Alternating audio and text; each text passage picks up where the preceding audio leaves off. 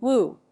I don't know about you, but to me, Tom Green is pretty nostalgic. Like, how did this happen? America. Tom Green was very flash in the pan, and for those of you who don't remember, Tom Green came to international fame through his info talk show. Here's a guy who was funny only to 13-year-old idiots. Unfortunately, there were a lot of 13-year-old idiots.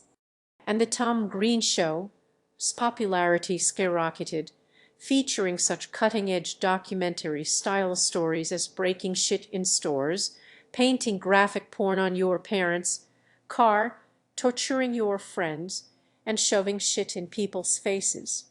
Basically, Tom Green's brand of comedy was to annoy the hell out of all unfortunates in his path.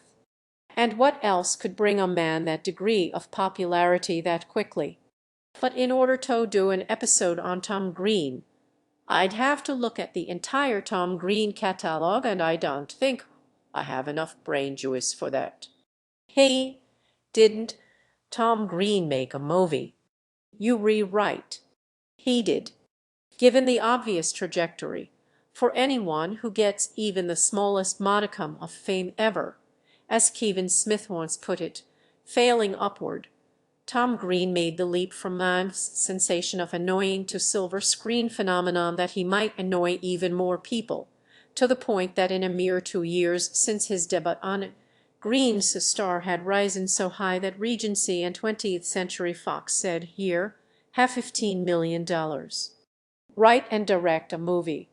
Freddy Got Fingered is a surprisingly traditional story, the tale of an aspiring animator who can't catch a break. It deals mainly with Gord, played by Green, and his daddy issues.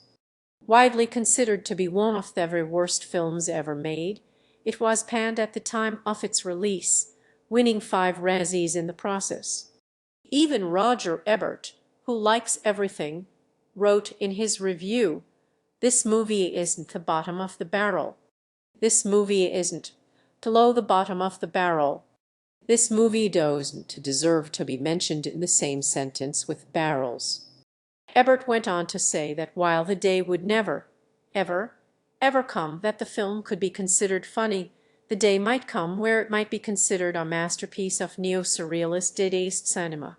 In fact, the film has gained something of a cult following and has a little bit of a renaissance based on the "I can't tell if they re being hipster" ironic belief that this film is a countercultural art piece. Not so bad it's good, so bad it's art. So, one little 90-minute movie instead of an entire television series. That will keep it short. This all be much easier. How bad could it be? Mostly worn off for me. I think I've reached words again. I can't finish this, but I am contractually obligated to finish it. Damn Channel Awesome and its contractual obligations. I mean, I could push it on someone else. What about those people who think it's an art film? Hello, Kyle, the new art film critic guy. You want to review Freddy Got Fingered with me, the neo-surrealist art film? No, no, no, you don't need to come here. We'll meet you halfway. Bye. This is it. Okay, well. Kyle, did you watch the movie yet? Kyle. My God. You.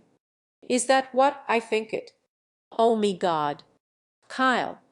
Oh Kyle. Oh me God. Oh God. Oh God. Wake up, wake up. Oh God. Oh God.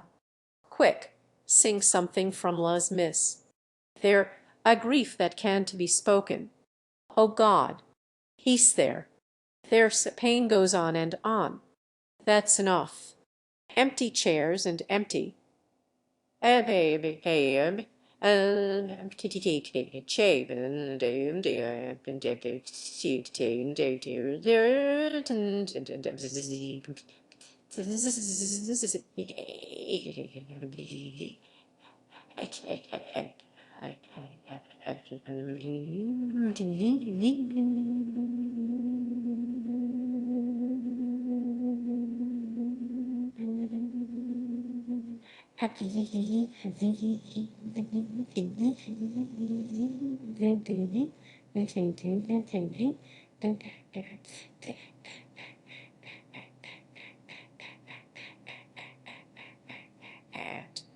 Kyle.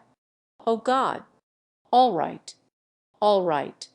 Whoa, you re-taller than I remember. Next musical review for realsies, I promise. So anyway, tell us how this is a Dadaist master. Tell these. This cannot be data. It's too normal to be data. It's too shit to be anything else. Use your smart mouth words. Okay, let me go towel off. Have at it. Have at it. Data. A movement begun in Zurich by the likes of Hugo Ball, Tristan Tzara, and Hans Richter that flourished in the decade immediately after the end of World War I. It was started out of cynicism. They believed that any culture that could have produced such a horrible and human bloodbath like the First World War had no intrinsic value. So data was set up as anti-art, art that aims to destroy all other art. In order to be called a Dadaist piece, there would have to be no plot at all. Not even the sad facsimile of plot, which resembles more that of yearly Adam Sandler comedies. But honestly, the things Green does in this film don to stray far from the usual things one would have seen in the most highly regarded performance art of the last 20 years.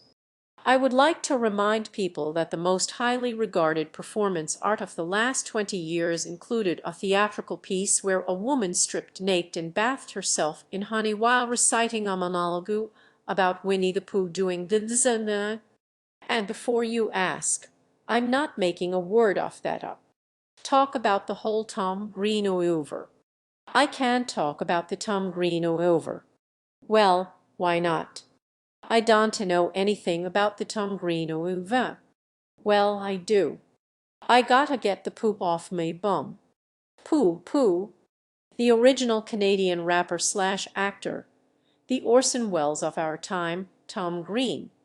As someone who may or may not have been addicted to him at the height of the whole Tom Green thing, and may or may not have voted for the Bum Bum song intro and watched all of his first series, I get it. This film was, however, realistically the only film the studio could have expected to get for their money. Tom Green is scared and confused in a directionless sort of way. I can't think of anything to draw because I'm so stupid. He hates society. He hates Adam Sandler movies, apparently. But his hate is aimless.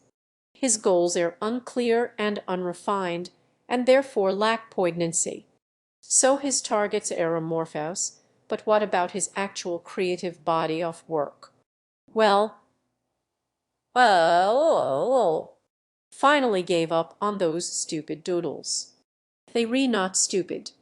They re not stupid. No, Tom, they quite are.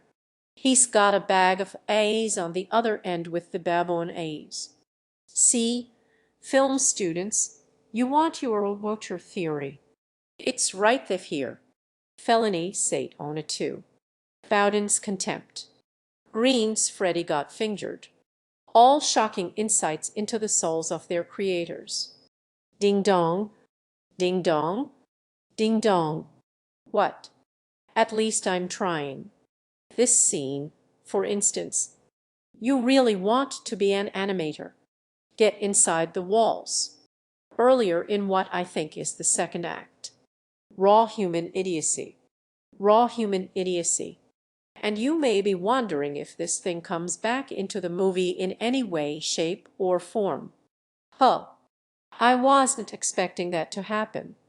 Knowing what I remember about Green, the way he treats his friend, and especially his poor parents on his show, this film makes a creepy amount of sense as to how Tom Green sees the world. A world full of people telling him to shut up. Shut up. Shut up. Just shut the f up. It's particularly fascinating in that people don to get what he wants, and he, under the delusion that he does know what he wants, well, Daddy, would you like some sausage? Daddy, would you like some sausages? Daddy, would you like some sausage? Daddy, would you like some sausage indeed? Well, if we are going to humor the auteur notion, then Tom Green, like most 2-year-olds, is very fascinated with his dingle-dangle. Interpret that. Horses represent maturity, as owning a horse meet the onset of adulthood, freedom of mobility.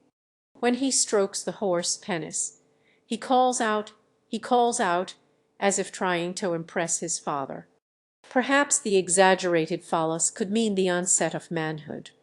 And this interpretation, extracted directly from Anus, yes. You know it's art, because this scene is neither mentioned nor referred to again. Well, it was motive-wise. Green wields agent sausage in the cheese sandwich factory, yet another phallic object, again in the apartment of the love interest, who insists repeatedly upon her enjoyment of filleting him. She has an obsession with long, hard rockets, and when indulging her oral fixation, she stops when she realizes that he staped an umbilical cord to his stomach. That's my umbilical cord. See, look, motives. It's getting more and more artsy every agonizing minute. Oh, is there anything we can say about this love interest? She exists. Besides the fact that she exists, she has a nice place. Not played by Green's then girlfriend and future ex-wife Drew Barrymore, who does appear in the film briefly to scream and be abused. The poor, maligned love interest is played by, oh poor man's Tara Reid. And Tara Reid is the poor man's Tara Reid. She has a strange fixation on performing fellatio, and in a role reversal, it is he who is put off by her strangeness, longing for normalcy despite his own taped-on umbilical cord. That's me umbilical cord. And there's that hardly subtle pan from the beginning of fellatio to a photo montage of the Eiffel Tower being built. And the love interest does have an unhealthy obsession with rockets. And I like rockets because they re-hot and hard and long. And the parade of dongs just marches on. This movie is 70 phallic symbol. The love interest is fascinating, partially because she seems very pervertedly designed to appeal to people with a virgin whore complex. How so? Well, she's obsessed with fellatio, so she can appeal to men who want a demand in the sack. I'm gonna give you a blowjob. However, she's also virginal because they don't have sex. He simply whacks her paraplegic legs with a bamboo stick, and that gets her off. She's also a nurse, and therefore a perfect caregiver. But she's wheelchair-bound, so she needs someone to care for her. She's like a twisted parody of every market-tested universal love interest in rom-com history. That's a bit sickening. And worst of all, she gives us an excuse to get into the hospital. And this is bad because quick, think of a joke. That was the second worst thing I've ever seen on film involving a newborn baby. The worst thing is, of course, this.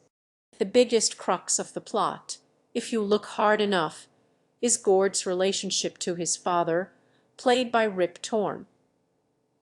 Play if you look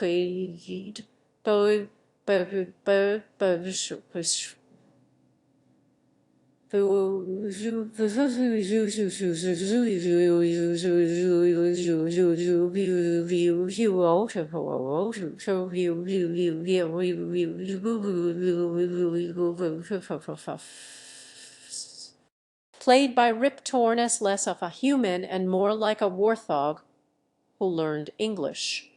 And the whole film is essentially Gord trying to win the affection of his father, leading to endless scenes of Green and Torn yelling at each other like orangutans. though it's tough not to empathize with Torn, considering Green's antics. A whole room full of dangling phallic symbols. The main source of tension between them is the fact that Green is a psychotic, unemployed adult child who stages idiotic stunts like this. What the fuck is going on? I am underwater. Look, I found a treasure. And he has this bizarre habit of repeating words and phrases ad nauseum. I'm gonna make you proud, Daddy. You re gonna be so proud. Proud. Look at me, Daddy. I am a farmer. Look at me, Daddy. I'm a farmer. I'm a farmer, Daddy. Any idea what that's about? I am leaning towards an absurdist interpretation, like the repetition is him trying to emulate Eugenie Ionesco. Name drop. Although absurdism was usually meet to illustrate something deeply wrong with society. Humanity, whatever. This only seems to be taking issue with other comedy movies. It's like an exaggeration of other schlock. Yes, like that scene in the restaurant where they do the cliché classical music plays while hijinks ensue it. And he draws attention to how bad the joke essentially is. Well, I know none of you are wondering how does Gord's story pay off. First, with him getting his wish, despite his talent level for his art of choice being deeply in the red. With that kind of creativity, I'm completely comfortable greenlighting this fucking project. Well, that explains how this movie got greenlit. And this is the project that Anthony Michael Hall got for his millions. Hear the funny sound. Hear the funny sound. It's my hooves. It's my hooves. My hooves. My hooves. Zebra in America. Some poor Claude had to animate this shit. Although, to be fair, he did accurately predict about 70 to 80 off the content of Adult Swim in YouTube. With this unrealistically gent check he gets for this cartoon, he takes the money, spends half on jewels for his lady love. I don't care about jewels. I just want to suck your cock. I guess this is Green's measure of a winner.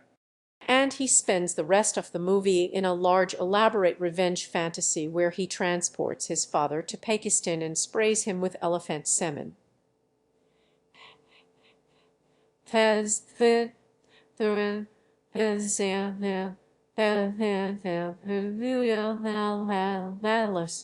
Where he sees the see you well table can review has a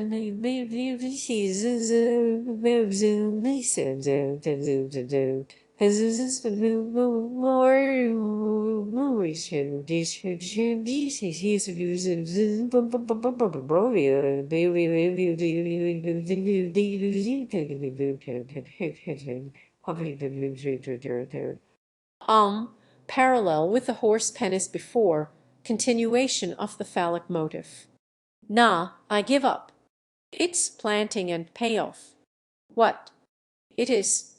Like, in the beginning of the film, he learns the art of jerking off large mammals, which is then paid off at the end of the film when he successfully jerks off the elephant and torpedoes his own father into the stomach with gallons and gallons of elephant bunk. It's Sart. God. Green's an idiot. Ye, the whole semen thing is really kind of like. No, this scene takes place on the Indian subcontinent, and that is clearly an African elephant. Idiot. And he comes back to America and is greeted as a hero. And there, an American flag hastily superimposed on the Green's face, even though he's Canadian.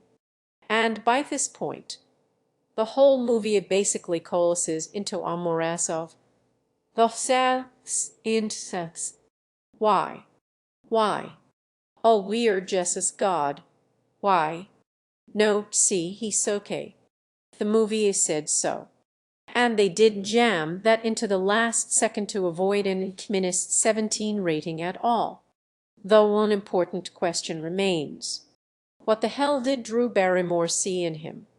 Not that one. Why is this called Freddy Got Fingered? At a point somewhere between the sixth and eighth hour of the film, Gord lies about how his father sexually abused his brother, who is barely in the film at all. Then, while Tom Green's cancer special plays on Freddy's fifth estate comes and takes him to a children's home where Freddy stays for the duration of the film. You may wonder if Freddy was actually fingered as an adult. Wouldn't we just be suggested therapy and not simply sent to a home?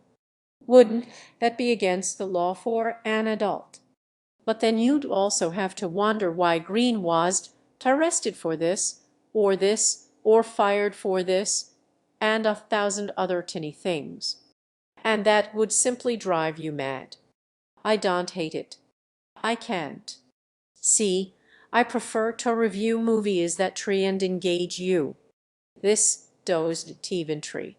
Like, this might cause pain, but I cannot hate it because it cannot fail because it does not try. Then again, it does not try, but succeeds in not trying. Its goal is not to engage the audience, but alienate it. It's a shock anti-comedy.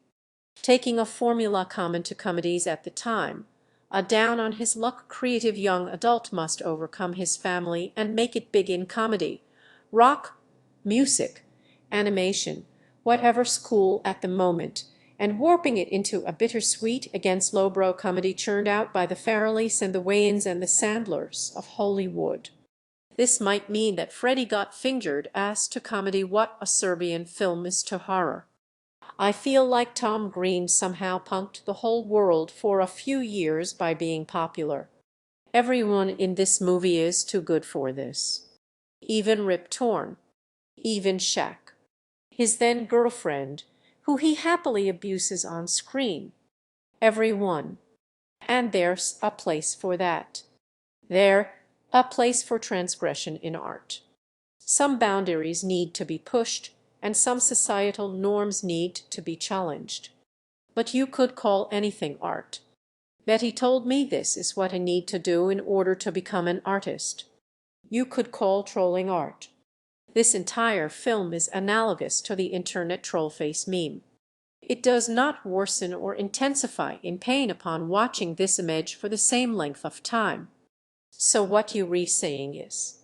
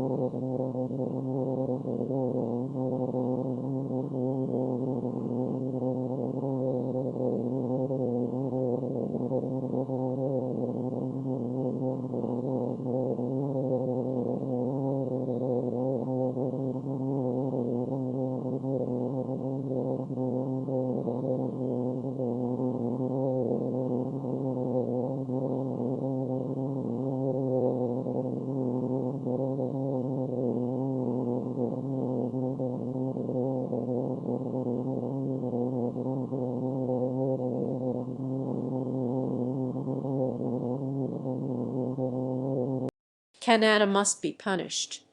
But we are but two internet reviewers. We are so impotent. So powerless. Not entirely impotent. This is for Pickleback. Sorry. This is for burning down the White House. Why are you doing this?